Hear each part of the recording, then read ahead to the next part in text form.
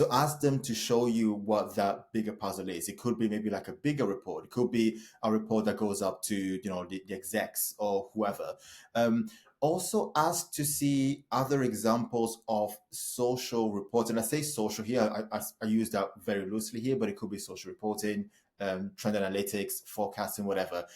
Examples of that kind of reporting that they've received in the past, ideally not from you, maybe from another team, maybe from like a vendor or whoever, because then that gives you some insight into what kind of analysis they're used to or what their expectations are of a social report.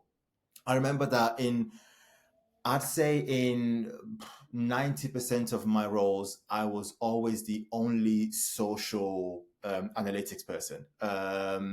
From from when I first started to, yeah, like most of my roles have been pretty much just the only one in that capacity. So it was helpful for me to know what they're used to, and oftentimes they were not really used to much, but maybe they subscribed to a newsletter, so they kind of were familiar with sentiment. They kind of were familiar with reach, and reach oftentimes being potential reach. So already you build in some kind of, I like to call it like a lingua franca, almost like a like I speak my own data language, you speak your own sales, marketing, whatever language, but we can come together and speak some kind of like data pigeon almost, right? So that is helpful for you to also get the context of, oh, this person is used to this kind of analysis, and therefore make sure to give them something familiar.